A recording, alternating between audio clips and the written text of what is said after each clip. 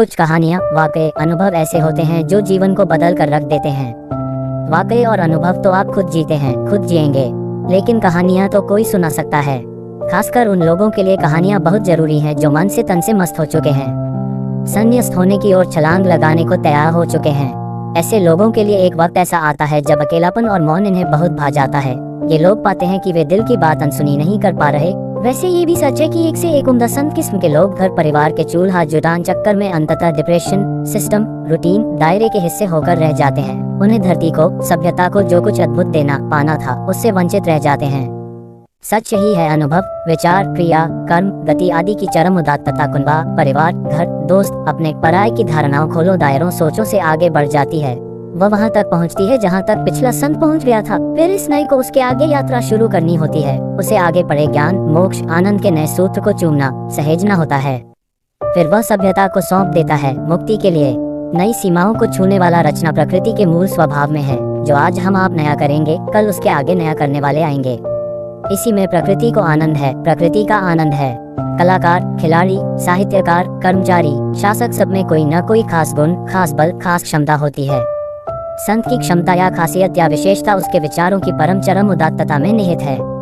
जिसने इस संसार में रह सीख कर, जान झेल कर जितनी उदात्तता, जितनी समझ, जितनी सहजता हासिल की, उसके उतने आगे आध्यात्मिक यात्रा के संदर्भ में जाने पाने वो ज्ञान जो सकालीन समाज को मुक्ति की राह दिखा सके, और रचने वो फॉर्मूले, तरीके, रास्ते जिससे मनुष्य खुद को रिलांच कर नया बना ले की संभावना है। मन न रंगाए, रंगाए जोगी कपड़ा, कबीर कह गए हैं। इसलिए मन अगर किसी अलग जगह अटका है और तन कहीं, तो फिर मन की सुनो। यानी पहले सहज बनिए। हिपोक्रेसी रुकावट है, बाधा है। बिंदास रहिए, ओरिजिनल रहिए। जबरन न ओढ़िए चीजों को, पाखंडी बनकर जीने की जरूरत नहीं है।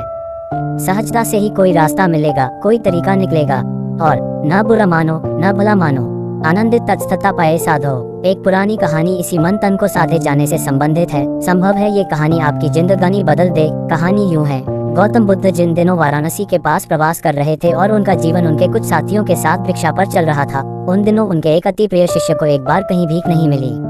उदास भाव से वो लौट रहा था कि अचानक उसके कटोरे में मांस का एक टुकड़ा आ गिरा। शिष्य बहुत हैरान हुआ कि ये कहाँ से आया।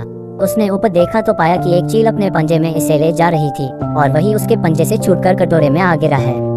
शिष्य बहुत हैरान परेशान रहने के बाद आखिर में बुद्ध के सामने गया और उसने सारी कथा उन्हें कह सुनाई कि प्रभु, आज कुछ नहीं मिला, बस ये मांस का एक टुकड़ा मेरे पात्र में आ गिरा। बुद्ध ने उसे समझाया कि अब जो मिला वही तुम्हारी किस्मत, तो तुम उसका अनादर मत करो और उसे ही पका कर खा लो।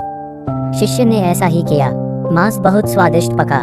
बुद्ध के तमाम शिष्य इस पूरी घटना को देख रहे थे। पहले तो मन ही मन सोच रहे थे कि आज मांस लाने की वजह से उस अति प्रिय शिष्य को डांट पड़ेगी, लेकिन यहाँ तो मामला ही उल्टा हो गया था। कहाँ बाकी शिष्य वही सादा भोजन ग्रहण कर रहे थे और वो मांसाहारी भोजन कर रहा था। इस घटना को देखकर बाकी शिष्यों ने भी धीरे धीरे कहीं से मांस उठाकर लाना शुरू कर दिया और आकर बुद्ध से कहने लगे कि प्रभु, आज कुछ नहीं मिला, बस यही मांस का टुकड़ा मिला है। बुद्ध उसे देख मुस्कुराते और कहते, जो मिला उसे ही स्वीकार करो। एक दिन एक शिष्य ने बुद्ध से पूछा कि भगवान, आप जानते हैं कि ये झूठ बोलकर मांस पका कर खा रहे हैं, फिर आप इन्हें रोकते क्यों नहीं? बुद्ध ने कहा कि रोकने से कोई नहीं रुकता, जिसे रुकना होता है वो खुद रुकता है। और वो रुकना भी क्या रुकना जिसमें मन न रुके, और अगर मन ही न रुके तो तन के रुकने का कोई अर्थ नहीं होता। ऐसे में जिसे जिसे जो अच्छा लगता है उसे करने दो। जब मन की मुराद पूरी हो जाती है, चाहे जब हो, तभी आदमी अध्यात्म की ओर मुड़ता है।